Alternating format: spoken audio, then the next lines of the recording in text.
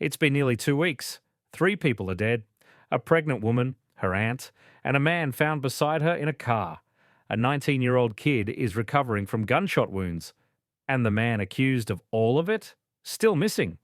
Police thought they had a lead when reports came in that he'd been spotted in Sydney, one of the biggest cities in Australia. But that lead went cold. Now, as the manhunt stretches into its second week, authorities are admitting something chilling. Julian Ingram could be anywhere, and someone might be helping him stay hidden. Welcome back to Behind the Crime Scene. If you watched my first video on the Lake Cargelligo massacre, you already know the horrifying details of what happened on January 22nd. But this case is far from over. In fact, it's getting more complicated. New sightings, false leads, a manhunt that's stretching police resources to the breaking point, and a community that's still living in fear. This is the update you need to see. So if you haven't already, hit that subscribe button and turn on notifications, because this story is still developing and I'll be covering every major twist until Julian Ingram is finally caught. And before we dive in, drop a comment and tell me, where are you watching from? What city? What country? I want to know how far this story is reaching. Just to quickly recap for anyone who's new here or needs a refresher, on January 22nd, 2026, in the small rural town of Lake Cargelligo in New South Wales, 3 people were shot and killed in broad daylight.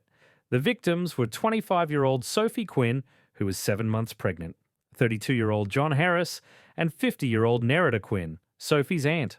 Our fourth victim, 19-year-old Kaleb McQueen, was shot while working on his car and survived, but he's dealing with serious nerve damage and a long road to recovery. The man accused of these murders is 37-year-old Julian Ingram, a local council worker who was on bail at the time for domestic violence charges that involved Sophie Quinn herself. He vanished immediately after the shooting, and despite a massive manhunt involving helicopters, tactical units, drones, and even the Australian Defence Force, he has not been found. And now we've got new developments that are raising even more questions. In a major update from police, Assistant Commissioner Andrew Holland revealed that there had been reports of Ingram being seen between January 24th and 25, just 2 to 3 days after the shooting, at a property about 3 kilometres south of Mount Hope on Kidman Way. For those unfamiliar with the geography, Mount Hope is roughly an hour's drive from Lake Cargelligo, still in the remote central west region of New South Wales. This is significant because it suggests that in the immediate aftermath of the murders, Ingram didn't flee far. Instead, he may have been moving through rural properties he knew well from his previous work on cattle stations and his job with the council. He's a man who understands the land, knows where the water sources are, where the old sheds and abandoned buildings are, and how to move without being seen. Police are now urgently appealing to anyone who was driving in that area on those dates, especially people with dash cams, to come forward. Even a few seconds of footage could provide the breakthrough they need. Assistant Commissioner Holland made it clear, we are seeking assistance from members of the public who may have dash cam footage or from anyone travelling in that area at that time. But here's the question that's haunting investigators. If he was near Mount Hope on January 25th, where is he now, nearly 2 weeks later? Things got even more intense when reports started coming in that Ingram had been spotted in Glebe, an inner-city suburb of Sydney. Glebe is about 500 kilometres away from Lake Cargelligo, a completely different environment. If Ingram had made it to Sydney, it would mean he'd successfully escaped the rural search area and was now hiding among millions of people in one of Australia's largest cities. NSW's Police Commissioner Karen Webb addressed this directly in a radio interview, and she didn't mince words. When asked about the Sydney sighting, she said, "There is no credible evidence after following that up. We certainly believe, and our main focus still remains in the Lake Cargelligo area." So the Sydney lead was a dead end. But the fact that police took it seriously enough to investigate shows just how uncertain this manhunt has become. They don't know where he is. They have theories. They have search areas, but no confirmed sightings. And that uncertainty is terrifying for everyone involved. However, the Commissioner made one thing very clear. Every police officer around the state has a picture of Mr. Ingram and his description. In other words, this isn't just a regional search anymore. This is a statewide alert. Officers in Sydney, Newcastle, Wollongong, and every other city and town across New South Wales have been told to keep their eyes open. Julian Ingram could be anywhere. Let me paint a picture of what police are dealing with here, because it's not like searching for someone in a city where there are cameras on every corner and people everywhere. The area around Lake Cargelligo is vast, remote, and brutal, especially in the middle of an Australian summer. Commissioner Webb described the conditions as challenging due to heatwave temperatures across central West Nemondois. We're talking about days where the temperature hits 40 to 45 degrees Celsius. That's 104 to 113 degrees Fahrenheit. Imagine trying to conduct a search in that kind of heat, wearing tactical gear, trudging through scrubland and dense bush. It's physically exhausting and dangerous for the officers themselves. And then there's the sheer size of the area. The Commissioner said, there are vast properties out there. Some of these properties are larger than metropolitan Sydney alone. There's also heavily wooded areas there. Think about that for a second. Properties bigger than an entire city. Thousands of acres of land with no fences, no roads, no surveillance. If you wanted to disappear, this is the place to do it.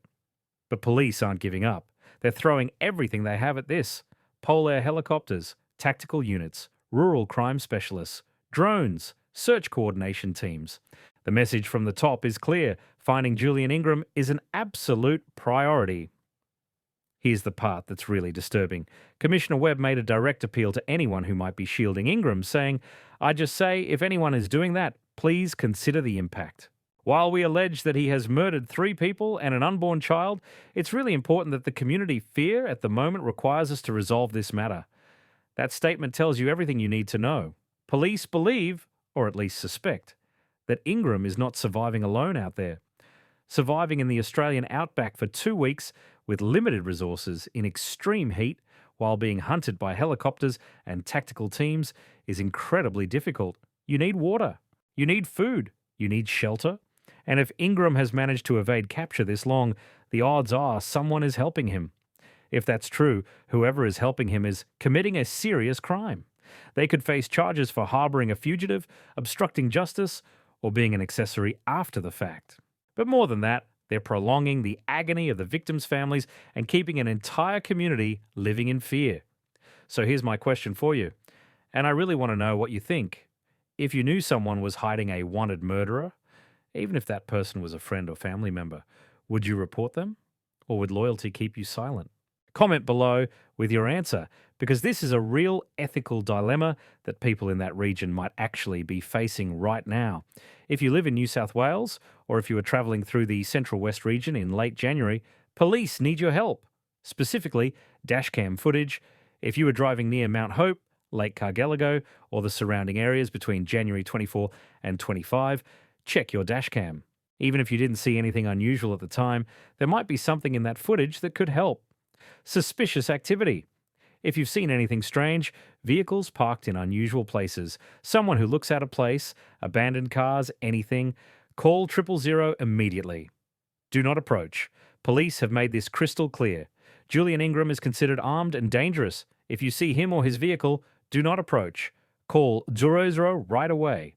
If you have non-urgent information, contact Crime Stoppers at 1800 333 0. Remember, this isn't just about catching one man. This is about giving a community peace, giving the families of Sophie Quinn, Nerida Quinn, and John Harris justice, and giving 19-year-old Kaleb McQueen the closure he deserves as he recovers from his injuries. As we record this, it's been nearly 2 weeks since the shooting. Julian Ingram is still missing. The search continues, and every day that passes without an arrest is another day that Lake Cargelligo and the wider region remains on edge. Police have made it clear they are committed to finding him. They believe he's still in the Lake Cargelligo area, but they're not ruling out the possibility that he's moved elsewhere. They're following every lead, investigating every tip, and throwing every available resource at this case.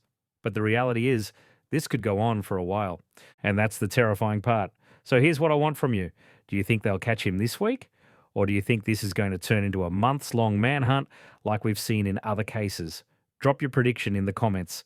And if you want updates the moment there's a break in this case, when he's caught, when charges are laid, when the court case begins, make sure you're subscribed to Behind the Crime Scene with notifications turned on. I'll be covering every development, and I'll also be diving into the systemic issues this case has exposed about domestic violence, bail laws, and how we protect, or fail to protect, victims. Thanks for watching. Stay safe, and I'll see you in the next one.